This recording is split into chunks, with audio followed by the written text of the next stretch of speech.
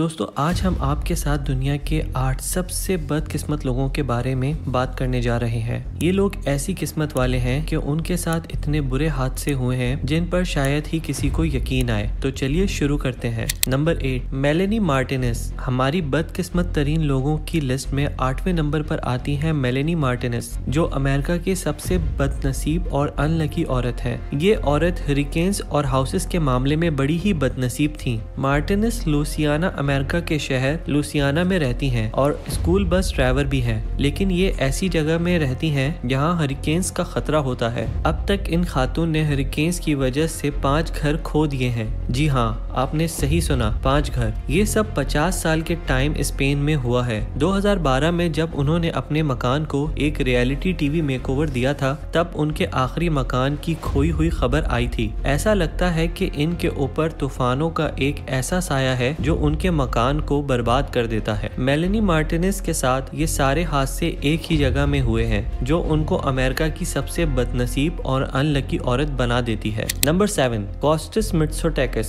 हमारी इस लिस्ट के 7वें हिस्सेदार हैं कॉस्टस मिट्सोटैकिस। 2011 में एक छोटे से स्पेनिश विलेज में एक बहुत बड़ा लॉटरी जैकपॉट निकला था। ये जैकपॉट $922 मिलियन का था। इस गांव के हर एक बाशिंदे ने टिकट खरीद लिए थे। कॉस्टस मिट्सोटैकिस भी इस गांव के बाशिंदों में से एक थे, लेकिन उन्होंने इस लॉटरी का कोई टिकट खरीदा नहीं था। जब ये जैकपॉट निकला तो हर एक बाशिंदे को उसका हिस्सा मिला, सिर्फ कॉस्टस को नहीं। इसके बाद लोग उन्हें गांव के सबसे बदकिस्मत आदमी के नाम से जानने लगे थे, लेकिन कॉस्टस कभी हार नहीं मानते थे। उन्होंने इस बैड लक पर फिल्म बनाई और दुनिया को ये सब दिखाने का अहद किया कि आप हर हार के बाद भी खड़े रह सकते हैं और अपने सपने को पूरा करने के लिए जी जान लगा सकते हैं। Number 6, N हॉर्जेस। 6 नंबर पर आती हैं एन हॉर्जेस। एन हॉर्जेस अमेरिका के अल्बाना स्टेट में रहती थीं। 30 नवंबर 1954 के रोज वो अपने घर में आराम कर रही थीं, जब अचानक आसमान से एक पत्थर उनके घर में गिर पड़ा।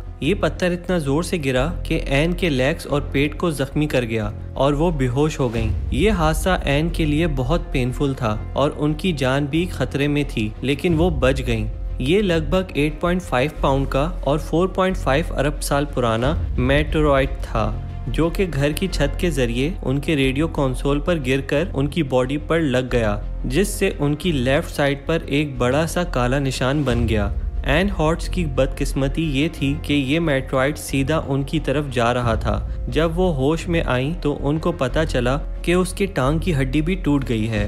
इस वाक़ये के बाद से एन हॉर्ट्स की ज़िंदगी में तब्दीलियां आ गई थीं। वो अब फेमस हो गई थीं और लोगों के दिलों में मशहूर हो गई थीं। इस वाक़ये ने भी साबित किया कि ज़िंदगी कितनी अजीबोगरीब होती है और कब किस पल कोई भी मुश्किल आपकी ज़िंदगी में दाखिल हो सकती है। Number 5, Tsutomu Yamaguchi. दोस्तों, त्सुतोमू यामागुची एक जापानीज इंजीनियर और सर्वाइवर थे जो वर्ल्ड वॉर 2 के दौरान एटॉमिक बम से 2 बार गिर गए। यामागुची हिरोशिमा में उस दिन बिजनेस ट्रिप पे थे जब 6 अगस्त 1945 को अमेरिका ने एटॉमिक बम गिराया। वो खतरनाक तबाही का मंजर था। त्सुतोमू उस वक्त तकरीबन 3 किलोमीटर की दूरी पे थे। ये एक ऐसा मुकाम था जहां किसी किस्म की मदद का पहुंचना तकरीबन नामुमकिन था और 90% से ज्यादा लोगों की मौत हो गई थी। यामागुची मोजज़ाती तौर पर बच गए, लेकिन उन्हें बहुत ज्यादा चोटें पहुंची। अगले दिन जब यामागुची किसी तरह अपने घर नागासाकी वापस आ गए और तब 9 अगस्त 1945 को नागासाकी पर दोबारा अमेरिका ने एटॉमिक बम का हमला कर दिया। इस बार वो हमले वाली जगह से तकरीबन 3 किलोमीटर की दूरी पर थे और उससे तबाही में घिर गए। यामागुची ने 2 अलग अलग एटॉमिक बम्स को सरवाइव किया, जो दुनिया में सिर्फ एक ही इंसान है। यामागुची को आखिर में हिबाकुशा कह दिया गया, जो एटॉमिक बम के शिकार हो चुके लोगों के लिए एक जापानी वर्ड है।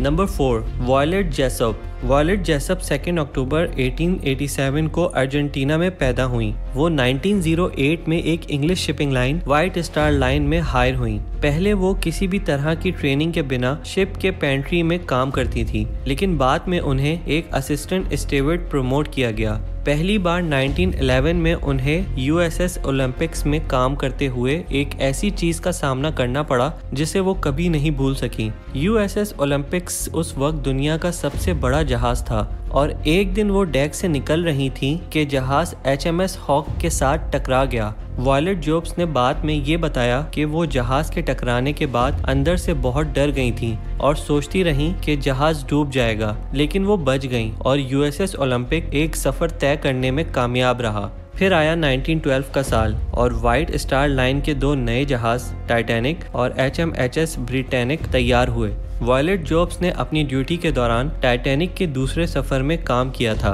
आप शायद जानते होंगे कि टाइटैनिक के दूसरे सफ़र में ये जहाज़ खुद ही डूब गया था, लेकिन वॉयलेट जोब्स बच के निकलने में कामयाब रहीं। लेकिन ये कहानी यहाँ ख़त्म नहीं होती। थोड़ी ही देर बाद HMHS ब्रिटेनिक के तैयार होने का वक्त आया। वो भी व्हाइट स्टार लाइन का जहाज़ था और ये टाइटैनिक के बाद तैयार किया गया था।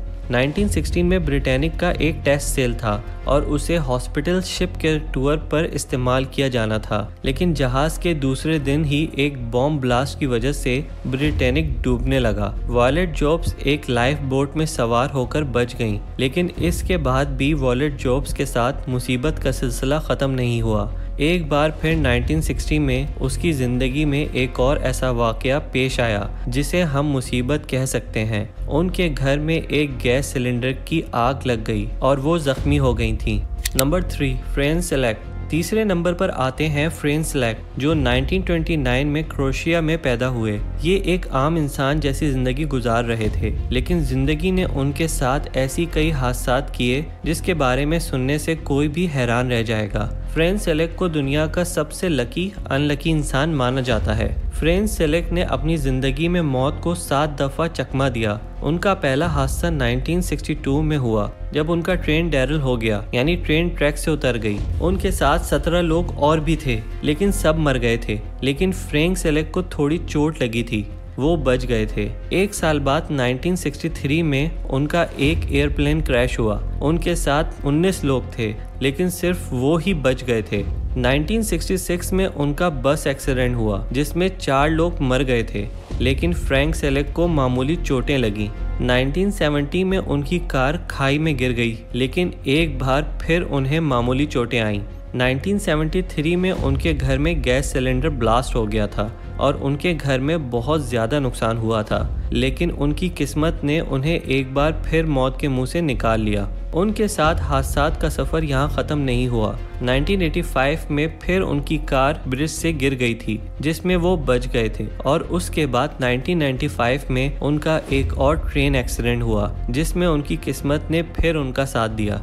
इतने सारे एक्सीडेंट्स के बाद भी फ्रैंक सेलेक जिंदा रहे, जो कि एक हैरानकुन बात थी। फ्रैंक सेलेक की ज़िंदगी बहुत ही इंटरेस्टिंग है और उनके इंसिडेंट से बहुत कुछ सीखने को मिलता है कि हमारी ज़िंदगी में कभी भी कुछ भी हो सकता है, लेकिन हमें कभी भी हिम्मत नहीं हारनी चाहिए।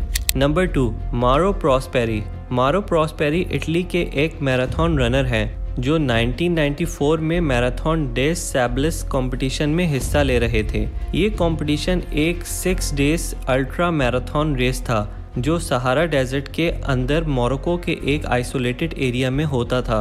प्रॉस्पेरी रेस में हिस्सा ले रहे थे जब एक सेवियर सैंडस्टॉर्म उनको रेस ट्रैक से भटकाकर एक अननोन एरिया में ले गया। प्रॉस्पेरी 36 घंटे तक भटकते रहे, मगर उनको किसी भी तरह का कोई साइन नजर नहीं आया। उनको पानी, खाना और कोई भी सामान अवेलेबल नहीं था। उनको अपनी प्यास बुझाने के लिए अपना ही यूरिन तक पीना पड़ा। 4 दिन तक भटकने के बाद प्रॉस्पेरी को एक भटका हुआ रनर मिला जिसने उन्हें पानी और थोड़ा सा खाना दिया। बाद में वो एक मस्जिद के करीब पहुंचे जहां उनको लोगों ने खाना पीना दिया और रेस्क्यू किया।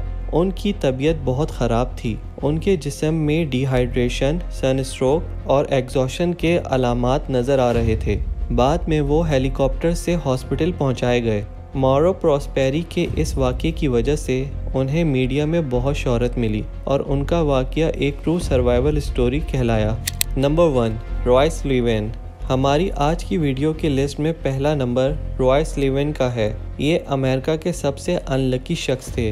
वो 7 बार लाइटनिंग स्ट्राइक का शिकार हुए और इस वजह से वो genius book of world record में लाइटनिंग स्ट्राइक का सबसे ज़्यादा विक्टिम है। सुलिवन का पहला लाइटनिंग स्ट्राइक 1942 में हुआ था जब वो एक फायर लुकआउट टावर पर काम कर रहे थे और उनकी जेब में मेटल बटन्स की वजह से इलेक्ट्रिसिटी अट्रैक्ट हो गई उसके बाद वो लाइटनिंग स्ट्राइक का शिकार बन गए। इसके बाद सुलिवन का लाइटनिंग स्ट्राइक का सफ़र शुरू हो गया। वो मल्टीपल लोकेशन पर स्ट्राइक का शिकार होते रहे, इंक्लूडिंग वाइल्ड ड्राइविंग, फिशिंग और हाइकिंग करते हुए।